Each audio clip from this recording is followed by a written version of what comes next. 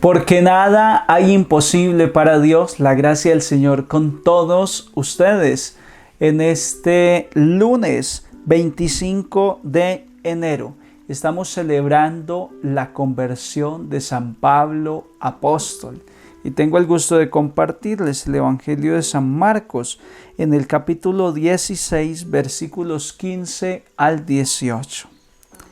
En aquel tiempo se apareció Jesús a los 11 y les dijo: Id al mundo entero y proclamad el Evangelio a toda la creación. El que crea y se bautice se salvará. El que se resista a creer será condenado. A los que crean les acompañarán estos signos: echarán demonios en mi nombre, hablarán lenguas nuevas, cogerán serpientes en sus manos, y si beben un veneno mortal, no les hará daño. Impondrán las manos a los enfermos y quedarán sanos. Palabra del Señor. Gloria a ti, Señor Jesús. Hoy nuevamente acuño esta frase que me gusta tanto del Evangelio. Nada hay imposible para Dios. ¿Quién era Pablo de Tarso? Era un fariseo recalcitrante, un fariseo observante hasta del más mínimo detalle de la ley. Y cuando empieza el cristianismo, cuando empieza esta secta de los seguidores de Jesús, pues San Pablo, como todo fariseo, va a defender la fe judía a capa y espada. Y literalmente a capa y espada, porque ha buscado permisos para apresar a los cristianos y llevarlos a la condena, llevarles a la cárcel, y después se les hacía el juicio y morían muchos como mártires. Ese es Pablo de Tarso. Incluso Hechos de los Apóstoles deja ver que posiblemente Pablo aprobaba la muerte de Esteban, cuando se dice que a los pies de un joven llamado Saulo, los que fueron a apedrear a Esteban dejaron sus mantos y éste lo aprobaba. Ese es Pablo. Y hoy estamos celebrando la conversión de San Pablo. ¿Es que será posible esa conversión de alguien tan antagónico al cristianismo? Claro que es posible. Porque para Dios nada hay imposible. Y como dice el mismo apóstol Pablo, donde abundó el pecado, sobreabunda la gracia. Aquel que no quería que el cristianismo se expandiera, aquel que quería extinguir todo rastro de cristiandad, es el que ahora dice: me he hecho todo por todos. Con el pobre he sido pobre, con el rico me he hecho rico, con tal de ganar a Cristo, con tal de llevar a la gente a la experiencia de Dios. Le han dado palizas por anunciar a Jesucristo vivo y las ha soportado y termina dando su vida por Cristo. ¿Cómo llega Pablo a esta conversión tan contundente? ¿Cómo llega a esta metanoia, a este cambio de mentalidad tan rotundo? Lo narra Hechos de los Apóstoles, que camino a Damasco, ustedes lo pueden encontrar en Hechos de los Apóstoles, por ahí creo como capítulo 9, y después también en Hechos 22, que es la primera lectura de esta fiesta litúrgica, también se va a encontrar esa historia de Pablo que dice: yo nací judío en Tarso de Cilicia, pero me crié en esta ciudad.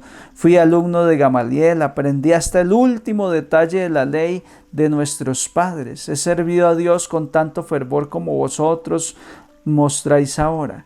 Yo perseguí a muerte este nuevo camino, metiendo en la cárcel a los cristianos. Y así él va contando. Pero en el viaje, ya cerca de Damasco, hacia mediodía, de repente una gran luz del cielo me envolvió con su resplandor. Caí por tierra y oí una voz que decía: Saulo, Saulo, ¿por qué me persigues? Pregunté: ¿quién eres, Señor? Me respondió: yo soy Jesús Nazareno, a quien tú persigues. Hermanos, ese encuentro con Jesús camino a Damasco fue determinante para Pablo. Pero para que ese encuentro se diera, Pablo tuvo que oír la voz. Oír la voz.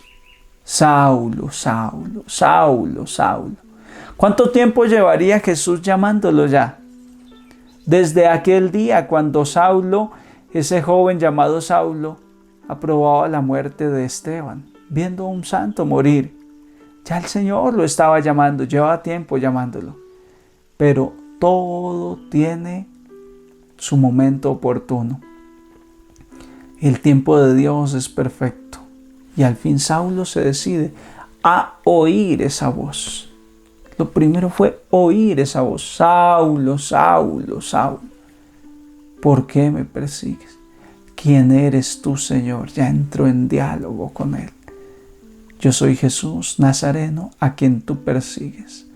Ahí Saulo se desarmó completamente, quedó cegado, pero ya era una persona distinta. Se había encontrado con Jesús. Hoy celebramos la conversión de San Pablo.